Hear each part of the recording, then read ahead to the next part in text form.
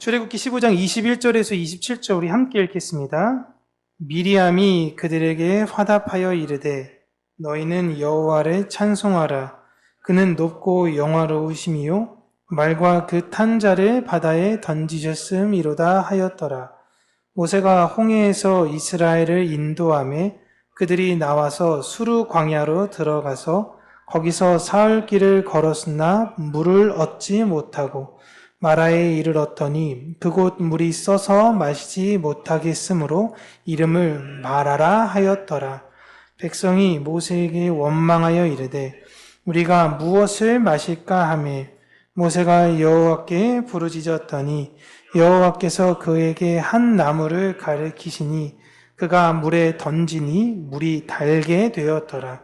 거기서 여호와께서 그들을 위하여 법도와 율례를 정하시고 그들을 시험하실세 이르시되 너희가 너희 하나님 나 여호와의 말을 들어 순종하고 내가 보기에 의를 행하며 내 계명에 귀를 기울이며 내 모든 규례를 지키면 내가 애굽 사람에게 내린 모든 질병 중 하나도 너희에게 내리지 아니하리니 나는 너희를 치료하는 여호와임이라. 그들이 엘림에 이르니 거기에 물샘 12돌과 종려나무 70그루가 있는지라. 거기서 그들이 그 물 곁에 장막을 치니라. 아멘. 오늘은 고통의 문제라는 제목으로 우리 사랑하는 성도님들과 함께 은혜의 말씀을 나누도록 하겠습니다. 고난을 좋아하는 분들은 이 세상에 없을 겁니다. 굉장히 뇌구조가 다르지 않는 이상 고통을 좋아하기는 사실상 불가능하죠. 만사형통의 삶과 우여곡절의 삶을 선택하라 라고 할 때에 나는 우여곡절의 삶을 선택하고 싶습니다 라고 이야기하는 사람은 없습니다. 만약에 누군가 나는 그런 삶을 살고 싶어요 라고 이야기할 때에 당신이 사랑하는 사람에게 당신이 한 길을 제시해 줄 수 있다면 내 자녀가 됐건 내 부모님이 됐건 내 가족이 누군가 됐건 특별히 내 자녀가 우여곡절의 삶을 살기를 바라는 만사형통의 삶을 살기를 바라는 두 가지를 제시할 때에 우여곡절의 삶을 내 자녀가 살기를 원한다라는 부모는 존재하지 않습니다. 여러분의 자녀의 삶이 여러분 기구하기를 원하시나요? 아니면 평안하게 살기를 원하시나요? 지극히 상식적인 부모라면 자녀가 편안하고 안전하고 즐겁고 행복하게 살기를 원합니다. 당연한 거예요. 그런데 우리의 부모 되시는 하늘 아버지는 우리가 이 세상에서 마냥 즐겁고 행복하게 살기를 원하시지 않는 것 같아요. 성경의 내용을 보면 우리의 아버지 아닙니까? 우리가 내 자녀에게는 좋은 것 먹여주고 좋은 곳 입혀주고 좋은 길로만 좋은 것으로만 하고 싶은데 왜 하나님은 우리의 아버지이신데 우리에게 좋은 것 입히시거나 좋은 것 먹이시거나 그러시지 않는 것 같더라라는 것입니다. 도리어 힘들더라도 바른 길을 가기를 원하시고요. 삶이 어렵더라도 정직하게 살기를 원하시고 내가 가진 것이 많다면 그것을 나누기를 원하세요. 나 혼자 잘 사는 것이 아니라 함께 잘 살아야 한다라는 거예요. 다른 이들과 더불어 사는 것에 내 자녀가 희생하기를 하나님 아버지는 원하시더라라는 겁니다. 이게 하나님 아버지의 마음이라는 거예요. 이 마음을 그 자녀들이 잘 헤아리는 것을 성경에선 성숙이라고 이야기를 합니다. 그 마음을 헤아리지 못하잖아요? 그러면 부모를 절대 이해할 수 없어요. 왜 우리 부모는 내 편이 아니야? 싸웠을 때 쟤가 날 먼저 놀려서 내가 쟤를 때렸어. 그러면 쟤가 잘못됐으면 적어도 부모는 내 편이 되어줘야지. 왜 쟤도 혼내고 나도 혼내? 우리 부모는 왜 이러는 거야? 항상 내 편이 안 돼주는 것 같지? 라는 마음을 자녀가 느꼈을 땐 반항이 일어나요. 그런데 나이가 점점 성숙하게 되면서 그때 아버지가 왜 그렇게 하셨는지 내가 어른이 되니 알겠다. 이걸 성숙이라고 이야기를 합니다. 분명 우리의 상황이 어려울 수 있어요. 그런데 우리의 아버지라는 하나님은 왜 도와주시지 않으실까요? 이건 일종의 아이가 걸음마를 할 때에 부모가 애가 자꾸만 비틀비틀거리다 넘어지는 게 너무 안쓰러워. 그래서 어떻게 해야 돼요? 내가 항상 애를 안고 다니는 거예요. 왜 애가 닥터하는데 계속 안고 다녀요? 얘 잘 못 걸어서 걸으면 넘어져요. 다치잖아요. 아프잖아요. 그래서 계속 걔를 안고 사는 겁니다. 그렇게 애가 3살이, 5살이, 7살이 애 넘어지면 아플 거니까 계속 내가 안고 달 거예요. 이렇게 하지 않으십니다. 쓰러지고 넘어지더라도 스스로 걸을 수 있게 우리 부모는 옆에서 화이팅 하죠. 잘 걸어. 좀 넘어져도 괜찮아 하면서 일어나게 하죠. 아이가 쓰러지고 부딪히면서 막 울기도 합니다. 그런데 그게 자연스러운 과정이라고 생각해요. 이걸 우리 신앙과 인생에 잘 접목해 보세요. 우리 자녀들이 살다 보면요, 그렇게 되어질 때가 있어요. 그때 너 다치면 안 돼. 너 상처받으면 안 되니까 이 아이를 계속 내가 안으면서 키울 거야 라고 이야기하면 그 아이가 도리어 부모의 사랑을 많이 받은 것 같아 보이지만 정상적으로 자랄 수가 없고 사회화되게 클 수가 없다라고 이야기를 하고 있는 것입니다. 요즘 결혼정보회사, 결정사라고 이야기를 하죠. 그 대표님들의 이야기를 제가 유튜브로 몇 개를 봤는데요. 깜짝 놀란 게 30대 후반, 심지어 40대까지 남자들이 거기에 와서요. 자, 이 여자분 만나보는 게 어떻겠습니까? 라고 이야기를 하면은 제일 먼저 누구한테 전화할까요? 그죠. 엄마한테 전화한대. 알겠습니다. 잠시만요, 사장님. 전화해가지고 엄마 이런 게 있는데 내가 카톡 보냈다니까 사진 한번 봐봐 하고 쭉 이야기한대. 잠시만요. 저 다른 분 없을까요? 이런 사람들이 있대요. 심지어 회원 가입할 때도 자기 카드로 들고 오는 게 아니라 부모님 카드로 들고 와가지고 그걸 결제하는 사람들도 있대요. 그걸 보면서 이 사람이 왜 결혼을 못하는지 알겠다라고 그 사장님들께서 그렇게 이야기는 하고 있긴 하지만 이게 요즘의 모습이다라고 이야기합니다. 제가 대학교 갈 때 대학교 교수님이 이야기했습니다. 자, 여러분 이때부터 이때까지 성적 정정 기간입니다. 만약에 여러분 보시고 성적이 잘못됐다 그러면 저한테 메일이나 전화 주세요. 교수님들이 이렇게 이야기했어요. 그런데 꼭 하지 말아야 될 거 하나 얘기했습니다. 부모님이 전화 오게 하지 마세요라는 거예요. 어떤 엄마가 내 애 학점이 잘못됐다고 교수한테 따지려고 전화를 받았다라는 겁니다. 이게 20년 전에 제가 대학 25년 전이라고 이야기해야 되죠. 그때 들었던 내용이에요. 언제까지 돌봐줘야 돼요, 부모가? 계속 안고 있는 거예요, 내 애는. 왜요? 다치니까. 얘가 쓰러지고 넘어져야 되는데 그게 내 마음이 불편하니까 내 마음이 편하게 하기 위해서 이렇게 돕는 거예요. 요즘 들어서 그런 이야기가 많이 하죠. 자녀들에게 집을 사주는 게 정말 그 자녀에게 유익일까? 자녀들은 그것으로 자랑을 하죠. 세계에 나가면요, 이게 조롱거리가 된답니다. 나는 우리 부모님이 집 해줬어요. 우리나라에선 자랑이죠. 우와, 좋겠다. 부럽다. 나도 그런 부모님 있으면 좋겠다. 그런데 세상에 나가면요, 너 뭐 장애 있어? 어디 불편해? 왜? 세상에선 다 그렇게 물어본대요. 그럼 그 사람이 세상에 밖에 나가면 다른 나라 가면요, 얘기 못하는 거예요. 부모님이 집 사줬다는 얘기를 못하는 거예요. 우리나라는 그렇게 되는 거예요.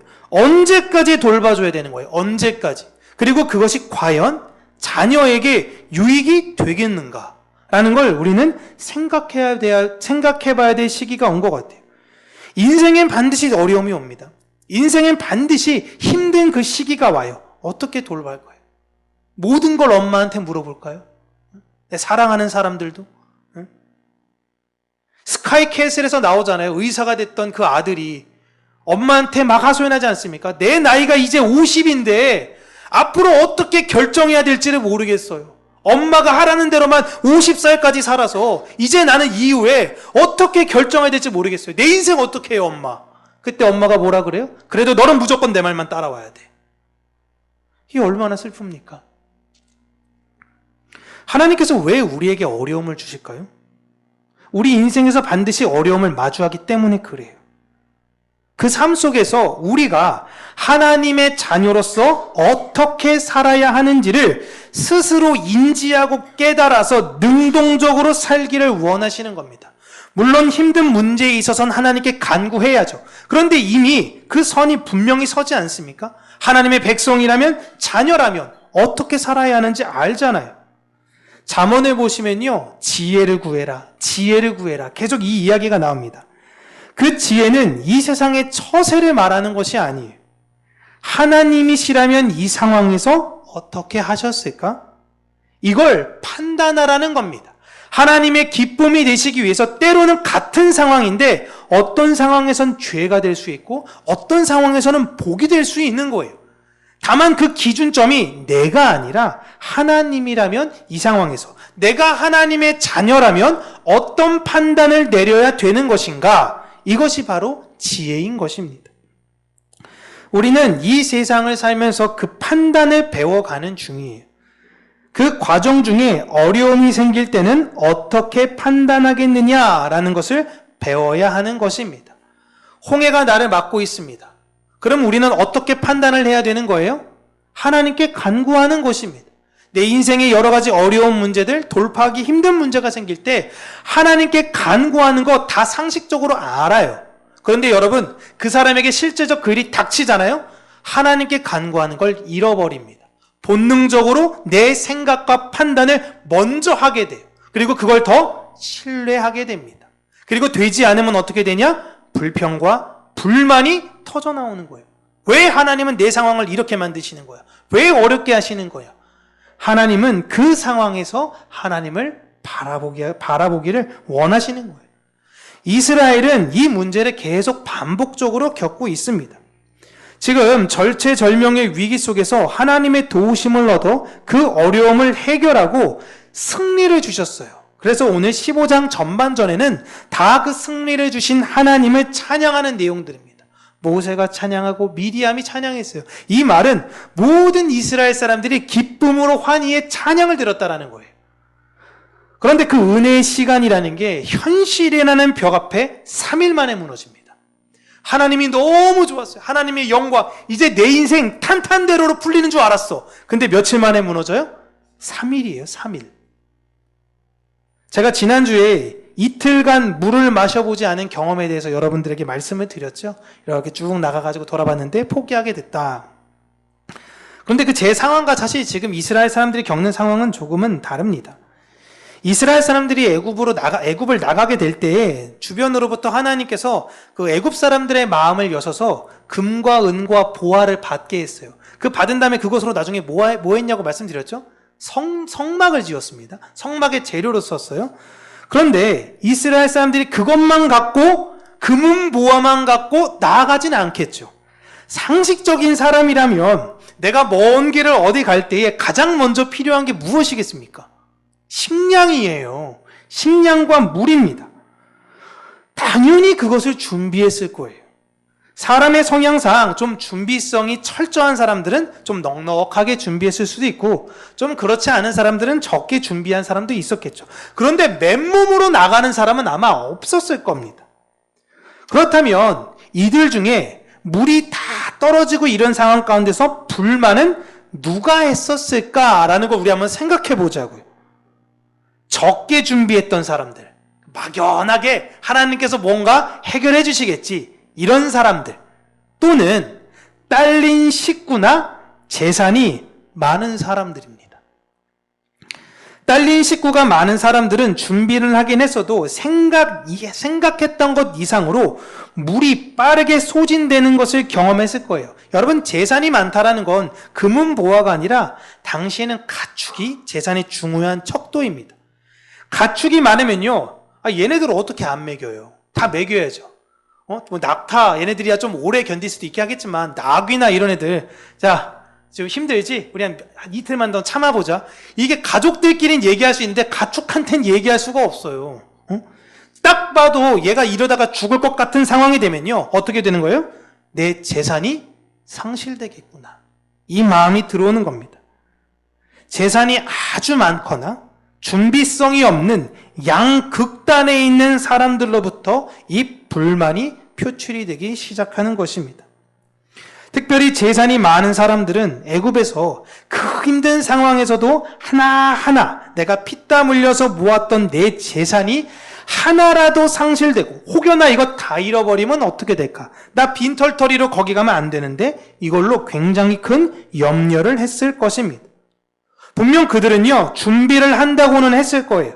그런데 이게 얼마 동안의 광야에 있을지도 모르겠고, 광야를 통해서 간다면 상식적으로 물 있는 곳을 통해서 이동하면서 다녀야 하는데, 지금은 우리의 상식으로는 저쪽으로 가야 돼. 그런데 구름이 이쪽으로 가래. 그러면 그냥 구름을 따라 이쪽으로 가야 되는 겁니다. 그러니까 불안한 거예요. 내 생각으로는 절로 가야 될 것 같은데, 내가 예전에 여기 와봤는데 저쪽으로 가야 될 것 같아. 근데 구름이 자꾸 이쪽으로 이동하는 겁니다. 아닌데, 절로 가야 되는데, 내 생각은 저게 맞는 것 같은데, 근데 하나님은 자꾸 이쪽으로 가래요. 그러니까 마음에 불안, 불신이 싹트기 시작하는 거예요. 그러니까 그 두려움이 터져 나오는 거죠. 오늘 본문을 여러분 보시면요, 생각 없는 사람들이 하나님을 원망한 것이 아닙니다. 그냥 할렐루야 하면서 즐겁다가 물 주세요 하지 않고, 이게 무슨 7살, 8살의 아이들 그런 사람들이 원망했다는 내용이 아니에요. 너무나 철저한 계획을 가지고 살려는 사람들과 아무런 계획 없이 사는 사람들, 이들이 동시에 원망하고 있는 모습들입니다. 이들이 하나님을 믿지 못하는 것은 내가 통제할 수 없는 상황에 대한 두려움이에요. 이게 똑똑하면 똑똑할수록 더 이런 생각이 커지죠. 모든 상황을 똑똑한 사람들은 내가 통제하고 싶어 해요. 이렇게 해야 돼. 이렇게 돼야 돼. MBTI에서 제의적 성향이라고 이야기하죠. 내가 통제해야 돼. 라고 하는데 내 통제를 벗어나는 것 같아. 그때부터 이 불안을 감출 수 없는 거예요. 하나님께서 그 마음을 꺾으시려고 하는 거예요. 네 삶의 통제자는 네가 아니어야 한다라는 걸 하나님께서는 알려주시려는 것입니다. 이게 우리의 인생이에요. 그렇게 이 구름 기둥인 이스라엘을 마라 지역에 이제 도착하게 하세요. 사실상 여긴 지역 이름도 없었습니다. 그냥 아무도 몰랐던 지역이에요. 이 지역이 마라가 됐던 이유는 그곳에 있었던 물이 있었는데, 우와, 물이다, 마시자라고 이야기했는데 그 물이 너무 쓴 물이에요. 그래서 마시지 못한 물을 보게 되니까 이 마음에 이제 하나님이 뭔가 희망을 주시려나 하는데 더 짜증이 나는 겁니다. 이게 뭐야? 차라리 주지라도 말든가 라고 된 겁니다. 마실 수 없는 쓴물이라고, 이게 무슨 말이냐면, 어른들은, 젊은 성인들은요, 이 물을 사실상 쓰지만 어떻게든 마실 수 있어요. 참고 죽지는 않거든요. 어떻게든 마실 수 있어요. 여러분, 칡차 아주 그냥 원을 그대로 우려낸 거 드셔보셨습니까? 칡? 엄청 써요. 제가 친구네 집에 옛날에 놀러 갔는데 그 집은 칡차밖에 안 마셔요. 칡차밖에. 근데 밥을 먹고 너무 갈증이 나는데 칡차를 주니까 마시는데 이거 이러지도 저러지도 못하겠는 거예요. 그래서 친구한테 미안하니까 잠깐 화장실 갔다 와서 화장실에서 그 수돗물 먹었습니다, 제가. 와, 거기서 1박 2일 사는데 되게 괴랐어요. 응? 근데 마실 수 있어요. 마실 수. 근데 문제는 누구예요? 노약자가 문제예요. 애들 주면 먹을까요? 안 먹습니다. 가축이 마실까요? 안 마셔요. 이제 이러니까 더 짜증이 폭발해버리는 겁니다. 이 쓴물이라는 게 무엇이냐면요. 이게 갑자기 즐거운 과학 시간이 돌아왔는데, 이게 실제적으로 물에 마그네슘과 칼슘 이온이 얼마큼 녹아있느냐에 따라서 센 물, 하드 워터, 그 다음에 연수, 단물, 이제 소프트 워터로 나누어진대요. 사진 잠깐만 보여주시면요. 센 물에는 이제 다량으로 마그네슘과 칼슘이 있는데요. 이제 단물에는 사실 그렇지 않다라고 이야기합니다. 통상 광야에는 이제 들이나 광야의 지하수가 흐르다 지표면에 이 물들이 노출되면요, 지표면에 있는 이런저런 성분들과 같이 막 섞이면서 이 물이 센 물이 된대요. 쓴 물이 돼요. 근데 이 물이 다시 점점 강 쪽으로 흘러가고 다른 것들과 만나면서 희석이 돼서 강에 있는 물은 단물, 마실 수 있는 물이 되는 거거든요. 이 센 물을 세 가지로 나누는데 우리가 잘 알고 있는 게 산성, 중성, 알칼리성으로 나눈다라고 이야기합니다. 이 중 강산성과 강알칼리성은 먹기에 부적합하다라고 이야기해요. 특별히 강알칼리성 물에는요, 쓴맛을 내는 경향이 있대요. 아마도 이 물이 강알칼리성 물이었던 것 같은 거죠. 그럼 이 물을 중화시켜야 되잖아요. 강알칼리성을 산성으로 중성으로 만들려면 산성인 물건을 거기다가 집어 넣어야 되니까요. 그래야지 희석이 되니까요. 산성인 성분을 넣어서 약알칼리로 만들면 되는 건데요. 오늘 본문 보시면 하나님께서 모세에게 무엇을 그 물에 넣으라고 지시하시나요?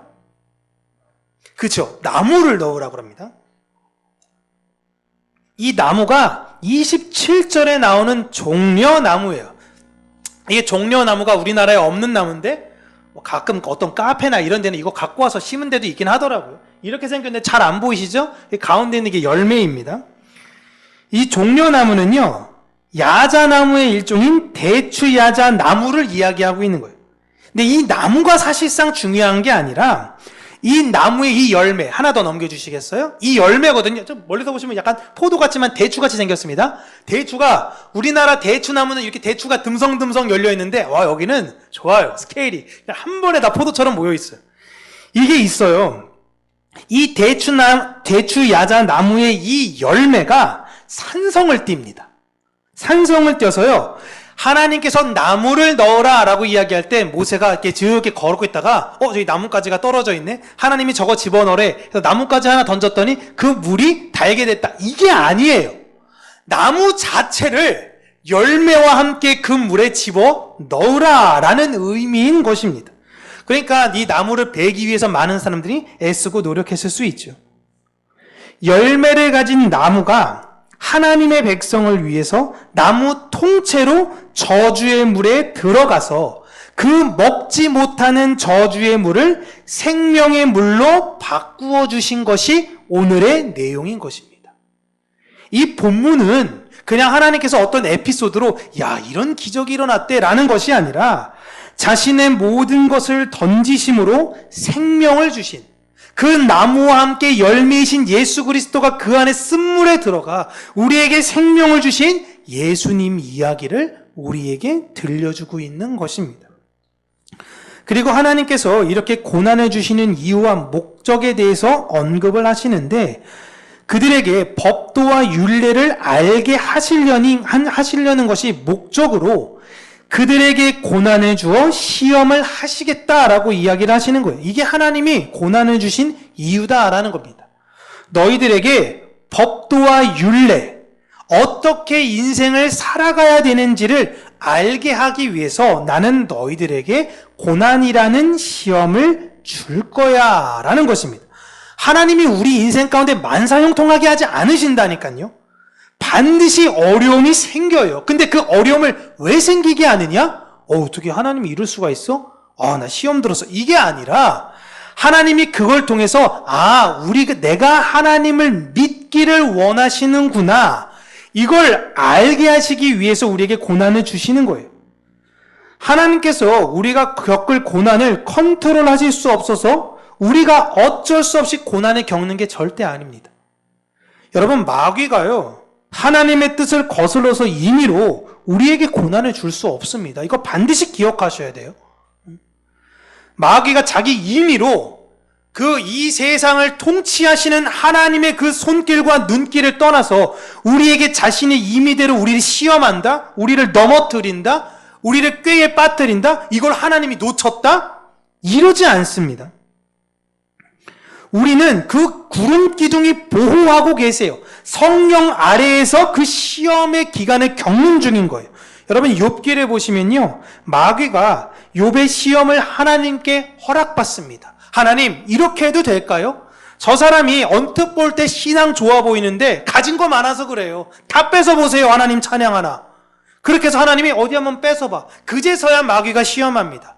그래놓고 욥이 쓰러지지 않아요. 한 번 더 물어보죠. 하나님, 건강해서 그래요. 한 번 죽을 만큼 아파보게 하세요. 그 사람이 하나님 저주할 겁니다. 그래, 한번 해봐. 욥은 그렇게 안 할 거야. 그래서 마귀가 허락받고 시험하게 하는 거예요. 하나님의 승인이 없다면 절대 이루어질 수 없는 것입니다. 우리에게 있는 삶의 고난은요, 100% 다 하나님께서 허용하신 거예요. 이걸 받아들이는 게 너무 어려워요. 너무 괴로워요. 어떻게 하나님 아들한테, 하나님 딸한테 어떻게 이럴 수가 있어요? 라고 아직 성숙하지 못한 자녀들은 따질 수 있다라는 겁니다. 따지세요. 야곱의 삶을 보세요. 계속 따지잖아요, 하나님한테. 왜 내 삶은 이따위야? 왜 내 삶은 이렇게 어려워? 계속 따지세요. 따짐과 따짐을 통해 하나님의 인도하심을 결국 야곱이 인정하며 고백하잖아요. 그게 우리의 삶이에요, 여러분.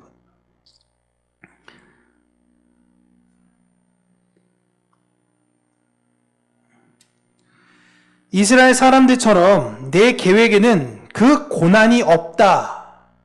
내 계획대로 살 때는 고난이 없어야 돼. 그리고 마냥 태평하게 사는 사람들, 이런 사람들은요, 힘들게 사는 게 싫습니다. 그래서 그런 순간에, 고난의 순간을 마주할 때마다 너무 괴로운 거예요. 그런데 이게 반복되거든요. 그러면 이제 하나님의 자녀로서, 그렇구나. 오 신실하신 주. 하나님이 나를 또 다시금 하나님의 자녀로서 다시금 나를 단련시키시려는 거구나. 이렇게 알아가면 되는데 10년 전에도 불만, 20년 전에도 불만, 오늘도 불만, 10년 후에도 불만, 계속 똑같은 불만이에요. 이게 광야의 이스라엘 백성들의 모습이에요. 그럼에도 불구하고 하나님은 그들을 신실하게 이끌어가더라. 끝까지 어떻게 그런 사람들을 하나님 버려야 되는 거 아닙니까? 이렇게 불신하고 못 믿는 사람들을 모세가 반석을 2번을 치며 원망하잖아요. 그런데 하나님은 모세 탓을 하세요. 왜 너 내 백성들한테 화내? 와, 하나님 어떻게 그러세요? 하나님 분명 이 백성 다 죽여버린다면서요. 내가 막았잖아요. 근데 이제 와서는 이 백성들한테 왜 화내냐고. 끝까지 하나님의 그 신실하심을 보여주시는 거예요. 하나님은 우리가 고난을 통해서 그 고난 너머에 계시는 하나님을 바라보게 하시는 것입니다. 자녀가 걸음을 걸을 때 띠뚱띠뚱거려서 넘어지는 걸 보면서 부모님이 이야 넘어졌다 하면서 웃는 부모는 없어요. 무엇을 바라보는 거예요? 이 아이가 2다리로 반듯하게 걷는 걸 이 과정을 통해서 반드시 이루어낼 거야를 믿는 거예요. 우리가 하나님이 우리를 통해서 내가 너에게 이러한 고난을 준 건 이젠 너가 비틀비틀 걷는 게 아니라 반드시 내가 가는 그 길을 믿음으로 걸어가게 될 거야라는 걸 믿으시기 때문에 그 고난을 주시는 거예요. 하나님을 믿기를 원하시는 것입니다. 내가 통제할 수 있는 상황이 아니라 하나님께서 이루시는 그 삶을 따라서 걸어가는 것이에요. 내가 가고자 하는 그 길이 나의 길이 아니라 구름 기둥이 가는 그곳이 내가 가는 길입니다. 모세가 가자고 하는 것에 함께 하는 거예요. 교회는 구름 기둥이신 성령님과 함께 가야 되는 것이고 예수 그리스도가 하라는 것을 하면 되는 것입니다. 그 명령을 따를 때 하나님께서 약속해 주셨어요. 애굽에 내린 질병들을 걸리지 않게 하시겠다라고 오늘 본문에 이야기하시죠. 하나님께서 이렇게 말씀하신 이유는요. 야, 너 건강하고 싶지? 병 안 걸리고 싶지? 내 말 안 들으면 너 병 걸린다? 이렇게 지금 협박하시는 내용이 아닙니다. 이스라엘 사람들이 자신들이 사는 고센 지역을 떠나서 애굽 사람들이 사는 곳을 가게 되었을 때, 재앙이 막 내릴 때요. 그 지역에 가게 되면요. 그곳에서 수많은 사람들의 비명과 곡소리를 들었을 것입니다. 개구리 썩는 냄새, 막 파리며 이며 사람들 막 몸에 피부병 생겨가지고 곳곳에서 절규하지, 동물 사체 냄새. 자신의 지역은 하나님이 보호하시는데 그렇지 않는 곳에 참담한 것들을 간 사람들은 다 알았어요. 그들의 고통을 눈으로 봤고요. 귀로 들었어요. 하나님의 땅에 머물지 않았다라는 이유로, 하나님의 뜻에 순종하지 않았다라는 이유로 그들은 보호받지 못하게 된 것입니다. 하나님은 그 보호 아래로 들어오라고 지금 권면하시는 거예요. 내 약속 안으로 들어와. 구름 기둥 안으로 들어와. 이 안에서 내 약속 안에 있으면 나는 너를 애굽에서 있었던 것이 아닌 반드시 지켜내고야 말겠다라고 하나님께서 약속해 주시는 것입니다. 그 약속의 표징으로 지금 쓴 물을 나무의 열매를 통해서 달게 만들어 주시는 거예요. 또 한 번 보여주시죠. 우리가 인생에서 하나님을 신뢰하고 믿지 못할 것 같을 때 다시금 하나님께서 우리 안에 십자가를 보여주십니다. 그래서 그 십자가를 통해서 맞아요 하나님, 제가 또 이랬네요 라고 하면서 하나님의 약속을 기억하고 다시금 가야 되는 거예요. 하나님은 그 나무로, 그 십자가로 우리를 살리시는 분이십니다. 하나님을 따라가신다면요, 쓴물 같은 내 마음, 쓴물 같은 내 인생이 언약의 나무와 그 열매로 인해서 단물로 변화된다라는 걸 오늘의 본문을 통해서 보여주신 것입니다. 이 약속은 광야의 인생을 사는 우리에게도 유효합니다. 하나님을 믿는다면 우리를 그 나무 십자가와 성령의 열매로 치유하시고 보호하세요. 하나님을 믿는 것입니다. 여러분, 광야의 첫 시작이 보면요, 시작부터 이스라엘 사람들은 불평으로 시작했어요. 물론 시작은 찬양이었지만 광야의 사역의 첫 걸음은 불만으로부터 시작이 되었습니다. 그런데 이 과정을 통해서 깨달아야 되는 건 하나님을 믿는 거예요. 우리가 하나님의 교회가 되었을 때에 교회의 첫 시작은 하나님을 믿으면서 시작하는 것이고, 우리의 마지막은 하나님을 믿음으로 끝나는 거예요. 그래서 우리는 죽음 앞에서 당당할 수 있는 거예요. 왜? 우리는 어디를 갈지 분명히 믿으니까. 오늘 본문 마지막을 보시면요, 하나님께서 그들을 어디로 인도해 주시냐면요, 엘림이라는 쉴만한 물가로 인도해 주십니다. 하나님은 마라를 통해서가 아니라 바로 이곳으로 빠르게 인도해 주실 수 있어요. 엘림으로 빨리 가자. 하나님께서 이렇게 하실 수 있었음에도 불구하고 불편하게 그 중간에 마라라는 과정을 집어넣어요.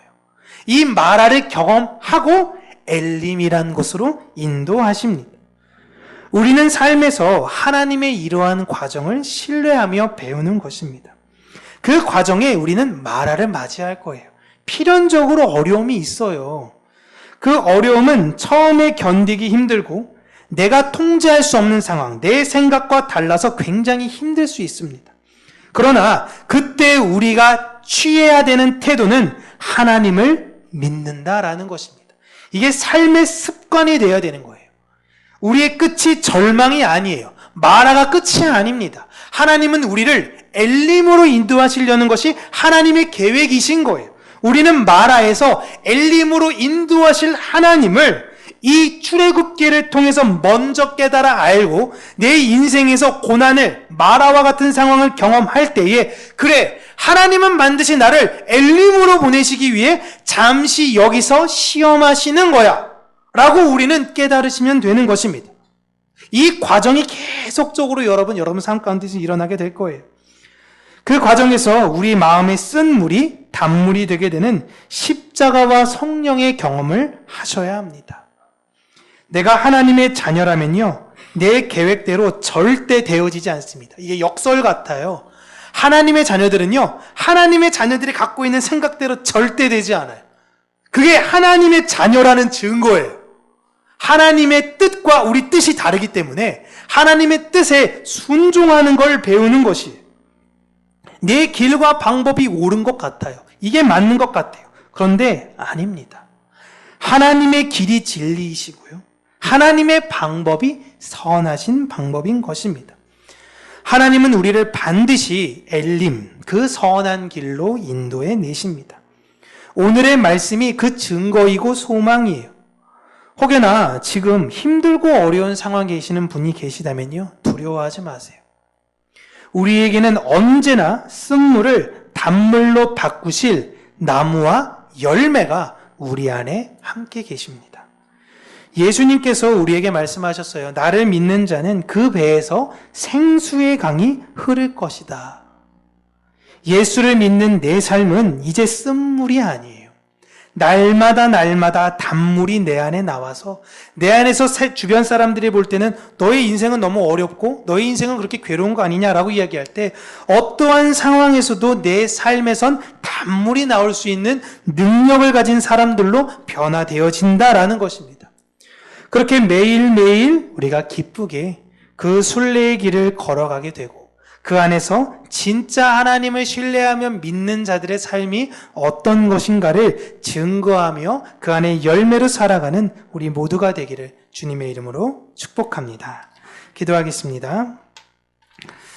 살아계신 하나님 아버지, 하나님께서 우리에게 고통의 문제를 허락하신 것은 이 고통의 문제로 우리를 좌절하고 낭망하며 하나님을 불신하라 라는 것이 아니라 결국엔 반드시 이 문제를 해결하신 하나님을 바라보라 라는 그 시험의 기간이라는 것을 우리가 알고 우리의 위로 되시며 우리의 소망 되시며 우리의 모든 것 되시는 하나님을 의지하는 자가 될 수 있는 그 믿음을 우리에게 주시기를 간절히 간구하고 소원합니다.